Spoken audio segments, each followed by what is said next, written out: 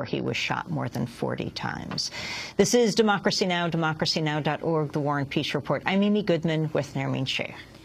We turn now to a conversation about global warming and how to confront it. Some have called 2013 year zero in the battle over climate change. This comes as 2012 was a year of extreme weather, from the melting of the Arctic to Superstorm Sandy to the massive typhoon in the Philippines. It was also the warmest year on record in the United States, with massive droughts and frequent wildfires.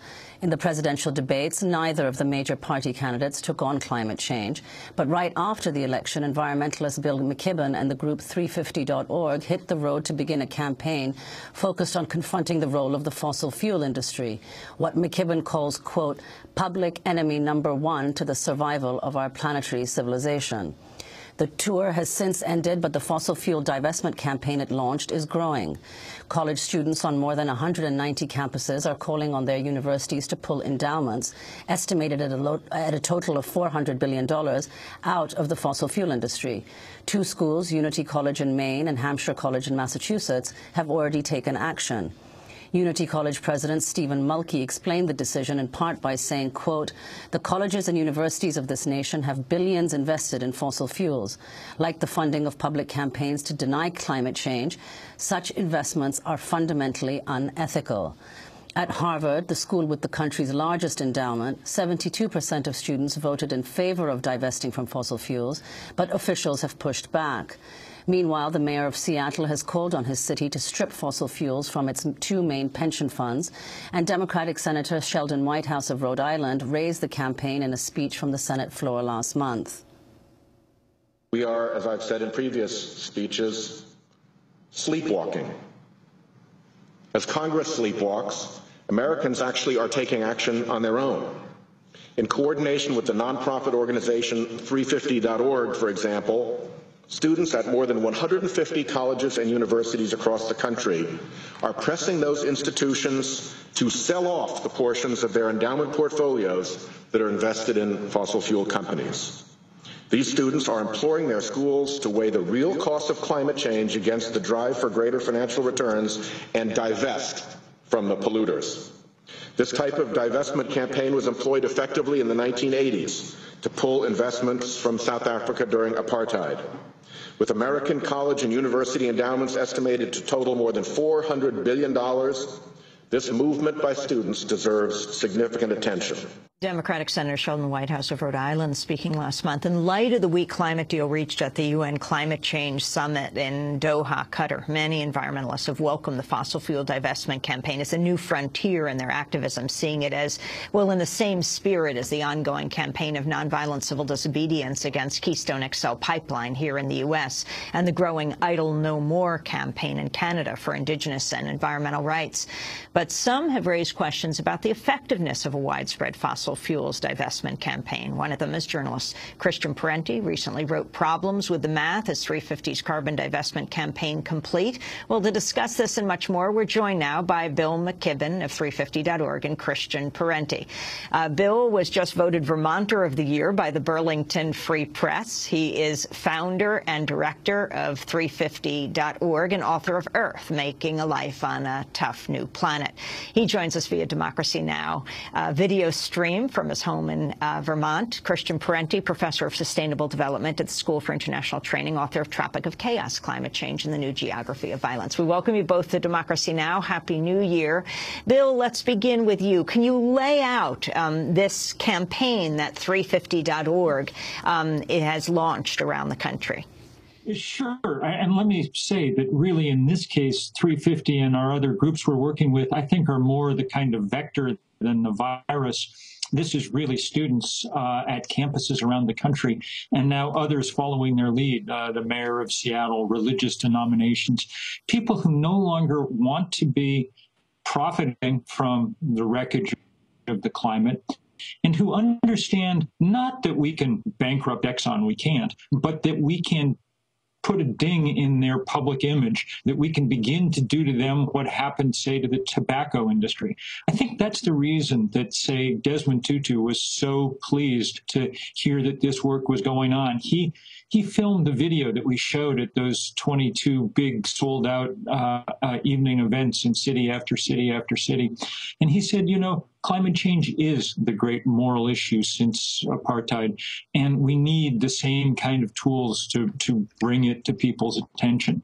We badly need governments to act, but of course governments haven't acted over the last 25 years, despite the huge efforts of many of us to get them to act. One of the reasons is that the power of the fossil fuel industry in our political system is so great that governments are constrained, not just in Washington, but in capitals around the world. So we're trying to change that political dynamic some. We're trying to really take on the fossil fuel industry and demonstrate the sort of core of all of this, Amy, is a long piece I wrote for Rolling Stone last summer, a piece that went oddly viral, that demonstrates pretty convincingly that the fossil fuel industry has in its reserves 5 times the amount of carbon that even the most conservative governments think would be safe to burn. They are, in other words, outlaw against the laws of physics. We've got now to put them on the defensive. That's what the fight is about, and that's why it's good news that this has suddenly turned into the largest student movement in a very long time. Christian Parenti, can you respond? You've been critical of this campaign for divestment. Can you explain why? Yeah, well, I mean, I'm really glad to see all this wave of activism, but I wrote a piece questioning some of what was in the early rollout of this, that this divestment campaign was taking the fight directly to the corporations and hitting their bottom line. And first of all, 350.org and other groups have been doing great work that already took the fight directly to the corporations, fighting Keystone XL, et cetera. And my argument is that by focusing on divestment, you don't actually take the fight closer to the corporations. You take it to the Board of Trustees. And I'm not against the divestment campaign. I think that the question is, how does the divestment campaign turn a political spectacle into real political power? Because the thing is, divesting from fossil fuel companies isn't going to hurt their bottom line. Fossil fuel companies make money by selling fossil fuel. Many of them don't even sell stock. Koch Industries doesn't sell stock. It's a privately held company. 70% of the oil reserves in the world are held by state-owned companies. So if the universities all divest, what might this do? It might lower the price of stock a little bit. That's not going to hurt their profitability. It can, there's a way in which early on there was an element of miseducation unintentionally involved in this. And I think one of the few things that progressive movements can guarantee, we can't guarantee victory, but we can guarantee a good political education. So I think we have to be realistic about what divestment will achieve. And you have the direct impact of lowering the stock prices of fossil fuel companies. What will that do? I don't think it'll do that much to hurt them. You have the other aspect, the indirect aspect of it, which is this huge spectacle of students mobilizing. How can that be turned into real political power? And I argue that ultimately, and I don't know how exactly, it comes down, I think, to state action. If you look at the anti-apartheid movement, you look at the tobacco campaign, ultimately, what happens is that governments step in the anti-apartheid struggle. 25 states imposed trade sanctions on South Africa, including the U.S. Reagan tried to veto this. He was overridden by the Senate. That's what really turned the tide. And divestment was part of that. Tobacco. When did people stop smoking? When states start banning the sale and use of tobacco. That's when people start quitting smoking and the profits go down. So I think we have to be realistic about what the limits and also the real possibilities of divestment are. Bill McKibben, your response. Well, look, I think Christian got it just right. In his original article in The Nation, he said this isn't a complete strategy, and it's not. Look, this is the biggest problem we've ever faced, climate change, and there are lots of things that we have to do. But this is a very powerful one. When Nelson Mandela got out of prison, his first trip one of his first foreign trips was to the U.S., and he didn't go to the White House. He went straight to the University of California to thank students there who had forced the divestment of 3 billion worth of stock in companies that did business with apartheid. Big companies who you couldn't put out of business, like General Electric, but that nonetheless felt the heat and made some change.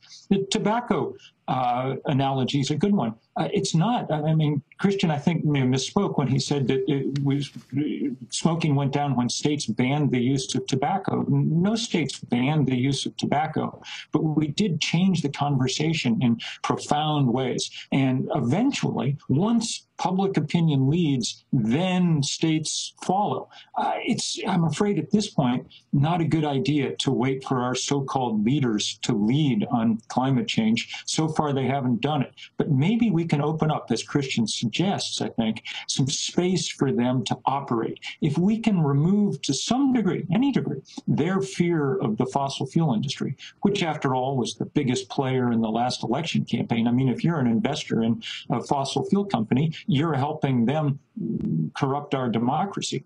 If we can remove some of that fear, then maybe we open up some more room for our champions. By the way, this is not the only strategy we're going after, that's for sure. I hope everybody is well aware that on President's Day weekend, the environmental movement, 350.org and the Sierra Club have sort of been leading the organizing, are going to Washington for what will be the biggest environmental demonstration in a very long time. And it's all about the climate legacy of this administration and continuing this fight on Keystone. As you know, the decision's coming up sometime in the course of the year, and it'll be the purest test of whether Obama is going to side with the fossil fuel industry or with science. It's a tough test and a tough fight, but I'm very glad that we have allies not only from people like Christian, but from young people all over the country. People went through this long period of saying, oh, young people are apathetic about these issues. Why are they not in the street? Why are they not doing anything? It's really, really good to see them taking the lead. And as I say, it is them taking the lead. It's not me. It's not 350. Bill, I want to ask you something, since you raised Keystone XL. Do you think the announcement by Lisa Jackson of her retirement or her resignation from Environmental Protection Agency is partly due to her opposition to moving forward with Keystone XL? I don't know. Look, the Keystone thing has been, for me, sort of crazy from the beginning, Amy. The 20 most important climate scientists in the U.S. all wrote the president a letter saying this is not in the country's national interest. Our most important climatologist, James Hansen, said if you burn all that tar sands oil on top of everything else that's being burned, it's game over for the climate. We have indigenous people from one end of the continent to the other now powerfully in this Idle No More movement, pointing out that tar sands is a perfect example of the sort of exploitation they've had to live with for hundreds of years. There's no reason to do this except that it helps rich oilmen. And I can't, for the life of me, understand why it's been so hard to block it. We've done everything we can think of. We were able to delay it for a year with the largest civil disobedience action in 30 years in this country. Let's hope that we can keep the pressure on. That's what this President's Day thing is all about. And if you go to 350.org, you'll see all the information you need about how to get there and be a part of it. On a recent edition of Fox's Red Eye, a 4-person panel slammed college students for organizing a fossil fuel divestment campaign. This is the host of the panel, Andy Levy, who begins by speaking to Ambassador John Bolton and then moves on to Fox News reporter Sandra Smith. Sandra, you agree that colleges need to run their endowments like a business to maximize their return, so morality should play absolutely no part in this. Oh, well, I mean, nobody's saying it's immoral to invest in a clean coal company, clean-burning coal company, or a domestic energy company. Right. You know, I mean, to just attack all of these companies without any research that it appears they didn't do much of, then that is immature and irresponsible. I'll stick by that. All right. So no climate change whatsoever as far as you're concerned? There is not, still to this day, there is not a consensus amongst scientists. That was Fox News reporter Sandra Smith speaking to host Andy Levy. Ambassador John Bolton was not included in that clip. Christian Parenti, can you respond to what was said on Fox News? Well, yeah, I mean, that's just Fox News, obviously defending the fossil fuel industry.